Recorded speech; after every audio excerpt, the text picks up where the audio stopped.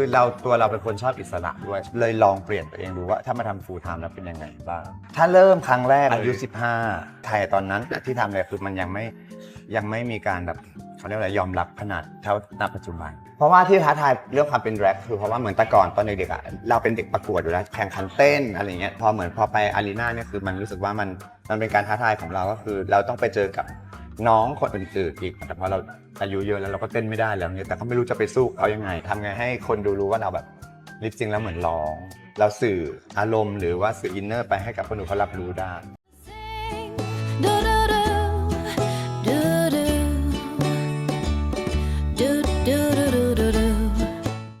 咁而家呢個位置咧就喺史冧水市呢一度啦。咁講開史冧啦，之前大家都見過我拍咗幾集啦關於史冧嘅，不過都係日頭嘅時間。今集嘅泰國故事咧就係夜晚呢個時段拍，應該係第一次。咁其實史冧咧日頭就好多商客啦，好多 OL 啦，夜晚咧就會變身成為一個咧呢個夜夜笙歌、紙醉金迷嘅一個地段啊，即係有好多酒吧啊，亦都咧非常受到 LGBT 群嘅歡迎嘅。嚟到史冧水4嘅街尾咧，就係嚟到呢間 Stringer Bar， 亦都係今日我哋泰國故事主角工作嘅地方啦。咁我想講咧 ，Drag Queen 咧其實喺呢一個嘅史冧 area， 甚至乎成個泰國嘅娛樂經濟上面擔當住非常重要一個角色。Drag Queen 就係通常都係有男仔啦，變裝模仿一個嘅即係可能超級巨星啊。跟住仲有個 performance 咁樣嘅，咁就 more individual 嘅，即係你比著係一個好似一個獨立嘅藝人咁樣樣，佢有自己 fans club 啊咁樣咯。好，咁咧而家咧我哋到咗呢個鋪頭啦，咁啊入去睇下佢後台點先。我相信咧好多朋友仔都唔知原來 Drag Queen 背後個後台係點樣樣嘅。Let's go！ 好彩早咗嚟，咁咧而家就入去後台睇下先。哇，其實等陣先，未入後台之前咧，佢個台都幾多機關喎，啱啱先見到。真係唔少嘢，呢個係成個風扇啊，有好多 spotlight 咁樣。哇，其實呢度咧未上到去後台之前咧，有一個咁嘅小地方咧，就係俾drags 咧，即係當佢準備好之後啦，就好似我哋即係唱歌或者表演咁樣咧，就有個後台俾你哋準備好，跟住就即刻上台嘅，就唔使一落嚟就即刻上台，就方便好多。或者出邊咧，佢呢度都有個秘密嘅門口。好，咁啊，後台就係要上樓梯嘅，一齊上去啦。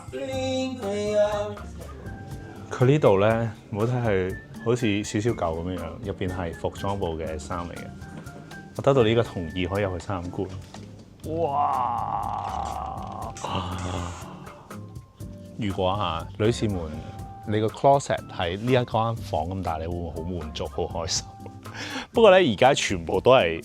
做 show 嘅衫咯，即係好似話登台咁，全部都係登台嘅，冇一件係即係好普通你可以着出街。覺得哇唔簡單喎！呢啲衫係佢哋自己做啊，定話咩嘅咧？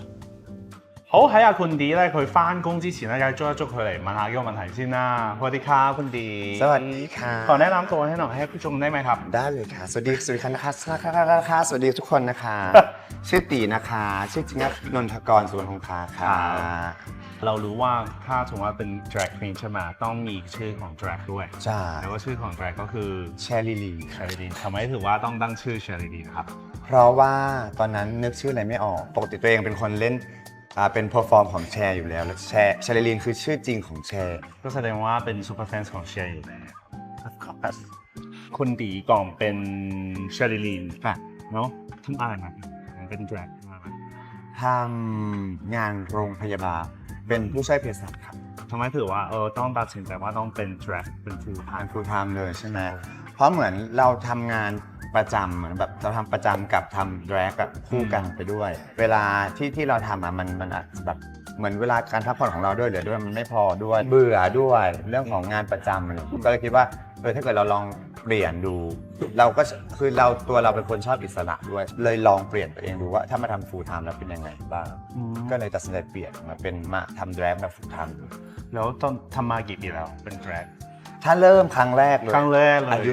15ตอนนี้40ว้าก็20กว่าปีป่ะเริ่มเลยที่ทำมาคือเราไม่ได้เป็นสายแบบเป็น drag อยู่แล้วเพราะเรามีเหมือนแบบเราอยู่ในพื้นที่ของสองฝั่งก็คือมีคาบาเล่กับ drag ซึ่ง drag ในไทยตอนนั้นที่ทำเลยคือมันยังไม่มีการแบบ เขาเรียกอะไรยอมรับขนาดเท่าณปัจจุบันคนมาเลยยอมรับในเรื่องของคาบาเล่มากกว่าสีเนี่ยได้อยู่ในระหว่าง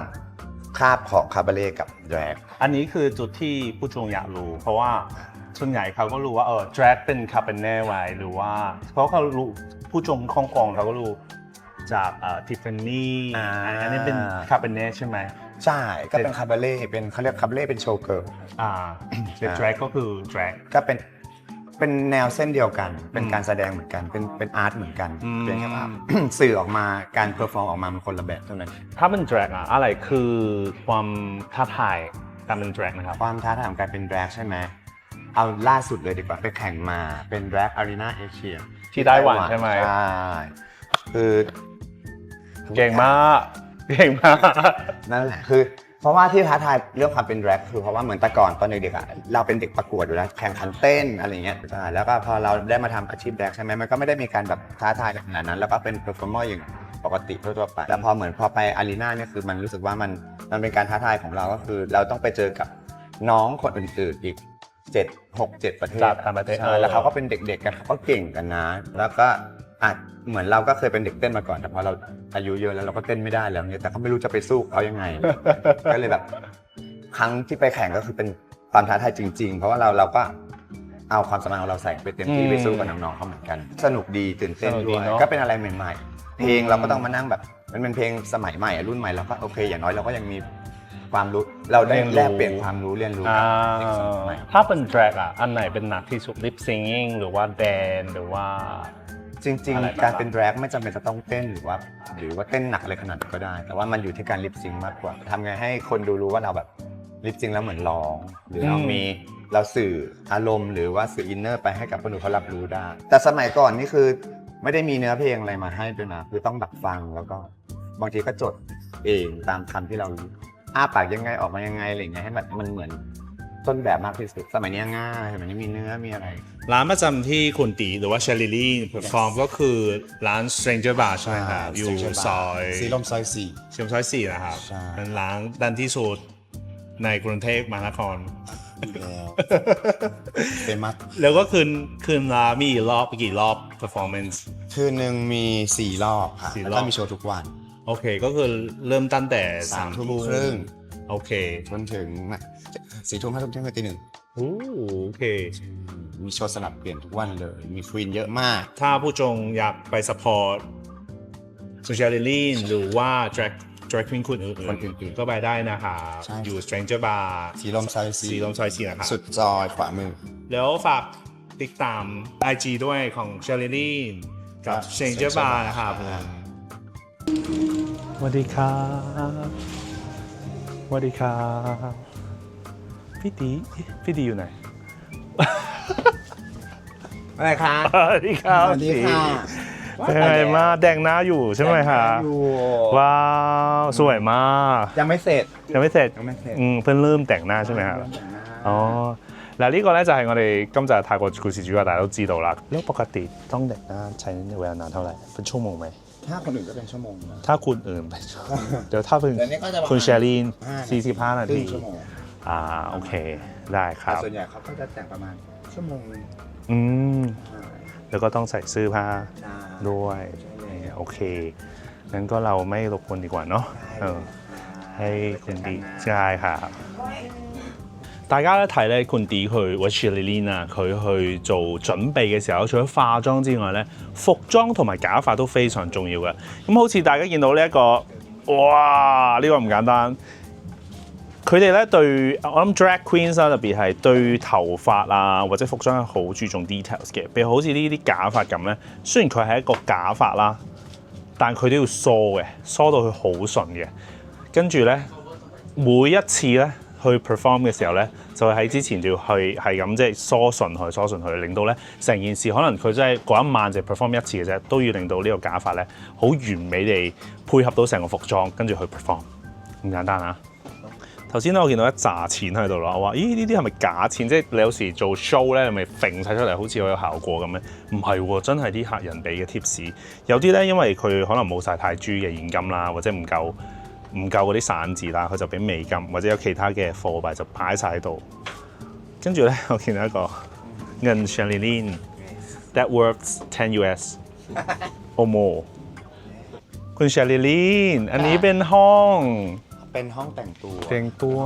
เป็นเสื้อผ้าของคุณ เยอะมาก นิดเดียว อันนี้ก็นิดเดียว ชั้นบนมีด้วยเหรอ มันค่อนข้างจะรกนิดนึงก็เป็นของอีกไม่กี่คนแต่ส่วนใหญ่อยู่ตรงนี้ อ๋อ ข้างหลัง แล้วตัวไหนที่อยู่ชอบที่สุดหรือว่าเคยใส่ครับ ไป ตัวเลย ทุกตัวเลยเหรอ เป็นเราตัวเอง อันไหนอ่ะ อันนี้ใช่ไหม แต่ เหมือน ที่ เชอร์ ชบ เล ใส่ ย เหรอ สีแดงปะไม่ สี สี แดงก็มี สีดำชอบใส่สีด สีดำแล้วเป็นอันนี้ ำเลิศ นี่ก็เป็นแชร์ อ่า ตัดมาใช้แข่งแดกอารีนาแต่ว่า ว้าวอันนี้ใบแข่งเลย ใส่ใบแข่งเลย ใช่ สวยมาก อันนี้คือทำเองหรือว่า ให้น้องทำ ให้น้องทำเนาะ ให้น้องทำอีกทีนึง น้องก็เก่งเนาะ อันนี้ใส่ยังไงอ่ะ ต้องแบบนี้ใช่ไหมต้องใส่ ยกหน่อย โอ้ย ใส่ไหมอันนู้นเพิ่ม เออ ลองใส่ไหม ใส่ยังไงอ่ะ นี่เลยใช่ ว้า นี่แหละ มันหนักนะ หน้า หนักแล้วก็ถ้า 哇，一啲都唔簡單喎，好重下喎，其實都。แล้วก็ต้องใส่โอเค着埋嗰件頭先嘅蝙蝠啦，跟住再高踭鞋咧，哇！成件事係難度高3倍，นี่มันหนักจริงๆโอเคแต่อันนี้ไม่ได้ใส่บ่อยใช่ไหมครับ ก็ไม่บ่อย ไม่บ่อยเนาะ ไม่บ่อย อ๋อ今集嘅泰國故事主角超級破格，就喺曼谷嘅變裝皇后 Kun Charlene นะครับสวัสดีครับคุณชาลินตอนนี้อยู่ร้าน อยู่ที่เดอะสตรีทจะบางค่ะสิลมซอย4ค่ะ แล้วตอนนี้เปลี่ยนเป็นคุณชาลินแล้ว ใจมัน 嚟到 Stranger Bar 呢一度啦，咁雖然你係一個 bar 嚟嘅，但係佢有得睇 drag queen show 啦。咁啊使費咧，其實就係佢會有個入場費，就係460G 啦今晚。咁 depends on 假日啦，有時可能會多啲，有時可能會460G 啦。咁就包2杯嘢飲嘅，跟住就可以 stay 喺嗰度，去到 late night 咁樣樣。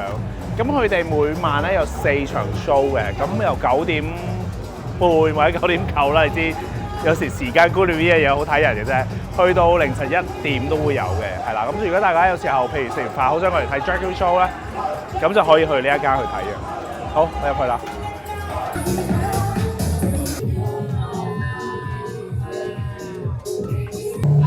Show time！Welcome to the show. The rules of engagement are really quite simple, so if you can pull yourself away from Grindr for 2 seconds, listen up. Welcome to the Stranger Wedding House of Drag on a Tuesday night! My name is Giselle, and my LB holds all I know I am nice and ready to see the show. Yeah.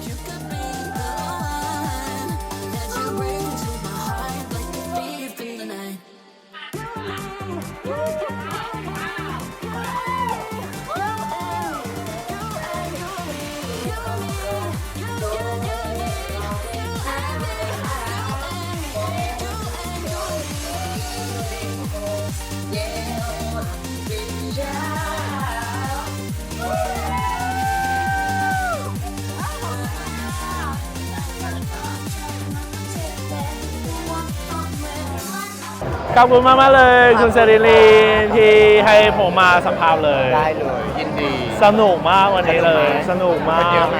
คุณเยอะมาก เพราะว่าอะไร เพราะผมมา ใช่ โอเค ไม่เยอะเลยวันนี้เยอะมาก น่ารักโอเคขอบคุณมากนะคะวันนี้นะครับสวัสดีครับ我覺得今日咧真係好破格，因為大家都知我比較個人比較保守咧，有時候咁今日訪問咗一個